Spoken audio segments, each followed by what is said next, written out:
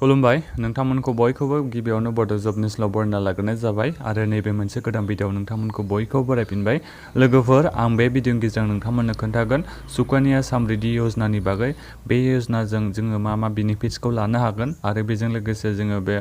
सुकान्या समृद्धि यजनाखौ माबोरै एप्लाइ खालामनांगौ बिनि गासिबो डिटेल्सखौ आं नोंथांमोननो होगोन सोरबादि मानसिफ्रा बेखौ एप्लाइ खालामनो हायो बिनि गासिबो डिटेल्सखौ आं नोंथांमोननो बे भिडिअ'नि गेजेरजों होनो सानदों दा नोंथांमोना भिडिअ'खौ जोबजासिम बयबो नायलायबानो जाबाय नोंथांमोना सोरबाफोर चेनेलाव गोदानै फैदोंबा बिथांमोनसे आं गुरै खावलायो नोंथांमोना चेनेलखौ साबस्क्राइब खालामना लाबानो जाबाय जाहाथे नोंथांमोना बेबादिनो गभर्नमेन्टनि स्किमफोरनि बागै मिथिनो मोनो आरो बेजों लोगोसे नोंथांमोना साख्रिनि आपडेटखौबो मोनबाय थानो हायो बे चेनेलनि गेजेरजों दायो आं नोंथांमोननो बेखौ खोन्थानि सुकान्या समृद्धि यजनानि बागै दा बेहाय माबोरै बेनिफिट्सखौ लानो हागोन आं गिबियावनो खोन्थानि बे सुकान्या समृद्धि यजनाया मा बेखौ आं नोंथांमोननो खोन्थानि बे लोगोफोर गभर्नमेन्ट डिप'जिट स्किम बियो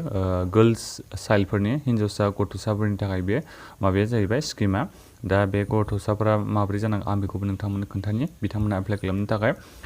बे सुकान्या समृद्धि यजनाखौ एप्लाइ खालामनो थाखाय हिन्जावसा गथ'नि बैसोआ 10 बोसोरनि उन्दैसिननिबा एप्लाइ खालामजोबनो हागोन जेनेबा बोसोरसे जानायनिफ्रायनो माने जायखिजाया 10 बोसोरनि सिङाव थानाय हिन्जावसा गथ'फ्रा बेखौ एप्लाइ खालामनो हागोन दा बे 10 बोसोरनि सोरनिबा बैसोआ बारा जाबा बेखौ बिथांमोना एप्लाइ खालामनो हानाय नङा बे सुकान्या समृद्धि यजनाखौ दा बेहाय बेसेबां मिनिमाम मेक्सिमाम डिप'जिट नोंथांमोना बेखौ फैसा दोननांगोन ओमफ्राय बोरै मोनगोन आं बेखौबो नोंथांमोननो खोन्थानि नैबिथिं होनाय दङ लोगोफोर मिनिमाम नोंथांमोना डिप'जिट खालामनांगोन एमाउन्टआव 250 नोंथांमोना फाइनान्सियेल इयाराव रुपिसखौ आपल'ड खालामनांगोन माने नोंथांमोना डिप'जिट खालामनांगोन दोननो नांगोन आरो बे सुकान्या समृद्धि एकाउन्टआव नोंथांमोना 250 रुपिसखौ एभ्रि फाइनान्सियेल इयाराव नोंथांमोना दोननो नांगोन बे जाबाय जोंहा मिनिमाम आरो नोंथांमोना बेखौ दोनथारनांगोन ओमफ्राय मा डकुमेन्ट्स नांगौ बेखौ एप्लाइ खालामनो थाखाय बेखौ आं नोंथांमोननो खोन्थानि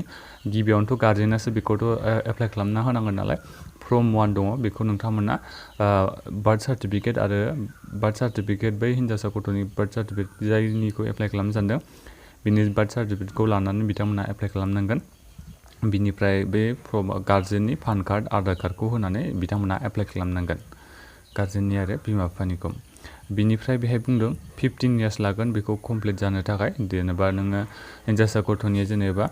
10 बोसोरनि गेजेराव नोंथाङा एप्लाइ खालामना होयोबा बियो जायखिजाया 15 बोसोर लागोन बेखौ नोंथांमोना मोननो थाखाय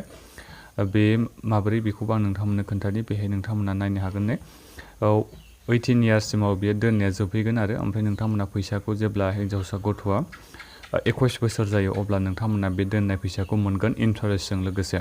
दा नोंथांमोन नैबे नायनो हागोन इन्टारेस्टआ बेसेबां होदों बेखौ आं नोंथांमोननो खोन्थानि 7.6 पार एनाम बिथांमोना इन्टारेस्टखौ होदों बे सुकान्या समृद्धि यजनानि गेजेरजों दा नोंथांमोना बिनिखायनो सोरबाफोर हिन्जावसा गथ'निखौ एप्लाइ खालामनो सानदोंबा 10 बोसोरनि सिङाव दङबा एप्लाइ खालामना होबानो जाबाय जाहाथे देनां 21 बोसोर जायोबा फरायफुनाय समाव बिथांमोना बे फैसाखौ बख'नो हायो बेजों लोगोसे फरायनायाव मुलाम्फा खालामनो हायो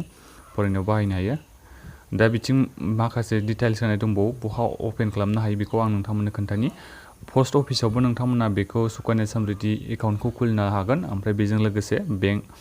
बेंकआव थांनानैबो नोंथांमोना जायखिजाया बेंकआव थांनानैबो बे सुकान्या समृद्धि एकाउन्टखौ खुलिनो हागोन हिन्जावसा गथ'नि थाखाय पस्ट अफिसावबो हायो बेंकआवबो हायो बे जाबाय जोंहा एकाउन्ट खुलिनायनि ओमफ्राय नैबे जाबाय प्रिमेसार नैबेखौ नोंथांमोना नायजोबबानो जाबाय माबोरै एप्लाइ खालामनांगौ बे माखासे डिटेल्स होनाय दंबावो 50% नोंथांमोना बेहाय बख'नायनि माबा होदों बेखौ नोंथांमोना नायनो हागोन बबे समाव 50%खौ बख'नो हायो बेखौबो बेहाय होदों नै 18 इयार्स जाबा 10 बोसोर माने क्लास 10आव फरायबा बिथांमोना 50% एमाउन्टखौ बख'नोबो हागोन बेखौ नोंथांमोना नायनो हागोन बेहाय गासिबो डिटेल्स होनाय दं आरो माबोरै नोंथांमोना एप्लाइ खालामनांगौ दा बेहाय बेखिनियानो लोगोफोर नोंथांमोना सोरबाफोर जेनेबा सोरनिखौबा हिन्जावसा गथ'नि 10 बोसोरनि सिङाव दङबा नोंथांमोना एप्लाइ खालामबानो जाबाय पस्ट अफिसाव थांनानै नङाबा बेंकआव थांनानै नोंथांमोना एप्लाइ खालामहैबानो जाबाय एबा एसे सुलु लाहैबानो जाबाय जाहाथे नोंथांमोना दानि एप्लाइ खालामनानै एसे दोनखायोबा देनां 21 इयार्स जाबा बे गथ'आ जाहाथे फैसाखौ मोनहैनो हायो फरायनायफ्राव माखासे खाबुखौ लाहैनो हायो फरायनायाव हेफाजाब जायो दा बेखिनियानो लोगोफोर नोंथांमोना भिडिअखौ बयनोबो शेयार खालामबानो जाबाय आरो माबाफोर नोंथांमोना सोंनांगौ दङबा भिडिअनि कमेन्ट बक्सआव नोंथांमोना कमेन्ट खालामबानो जाबाय ओमफ्राय